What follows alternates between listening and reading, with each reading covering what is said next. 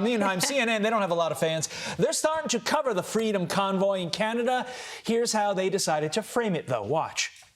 An emergency in place in Ottawa where the police chief says COVID protests are a, quote, nationwide insurrection driven by madness. Just think of the language. I know it sounds familiar to you, right? A threat to democracy, an insurrection, sedition. Prime Minister Justin Trudeau remains in isolation. He calls these a fringe minority.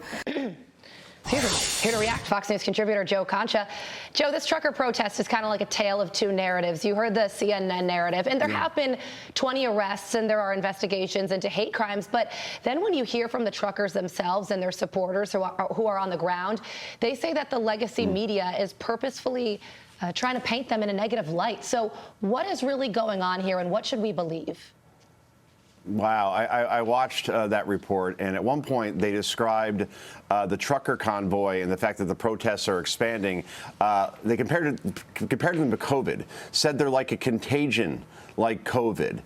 Then they used the words, and they're loaded words, like sedition and insurrection. I'm pretty sure I've heard those words used a lot in these parts lately. So when they start to apply this sort of hyperbole, it's impossible to take this sort of reporting seriously anymore, because clearly they went in with a predetermined narrative. They went in to take a side in these situations. Yes, there have been 20 arrests. Most of them have been for very small things.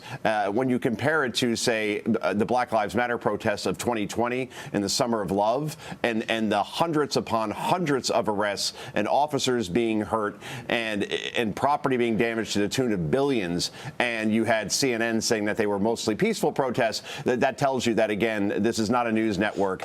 They are an activist partisan organization, and now they've apparently expanded that sort of reportage north of the border. Carly. The video that we just showed people playing street hockey. And let me tell you, if street hockey means insurrection and sedition, I'm going to jail immediately after the show for stuff that I did in my teens. I'm in a lot of trouble. Meantime, Joe, Kamala Harris' staffers say she is a bully who destroys their souls, but the LA Times says, the mass exodus from her office is just her way of making some changes.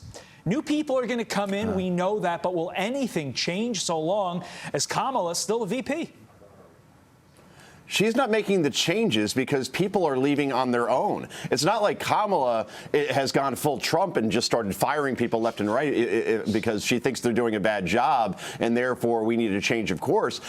People are willingly leaving on their own volition, and not just one or two, but many. Look, this is a vice president that is currently polling in the 30s as far as approval. When was the last time we've really seen her? You know, they tried to get her out after the new year as far as interviews, and those were profound disasters. So now she's being rehidden again.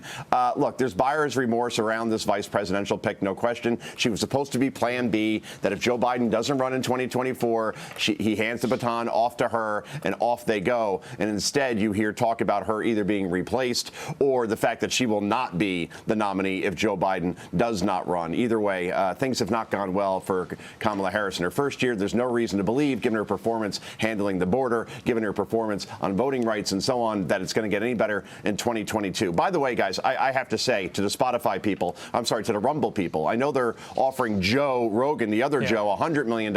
I am willing to say right now on national television that this Joe, who has worked in radio before, will take 1% of that. 1%. One. And be very, very happy and get you the big listeners that you need. $1 million will be more than fine with me, guys. $1 million. He'll go full Dr. Evil. There he is, going full Dr. Evil. Rumble, pay the man. Throw me a freaking bone here. You get Joe Concha. A freaking bone. Joe, does that make you Discount Joe? Discount Joe. Should that be your new nickname? Discount Joe. No. Tommy Tuesdays. I'm the fourth most powerful Joe in the country, guys. It goes Joe Manchin, Joe Burrow, Joe Biden, Joe Rogan, then me. I guess that makes me the fifth. There you go. Still only on one hand, so we'll take it.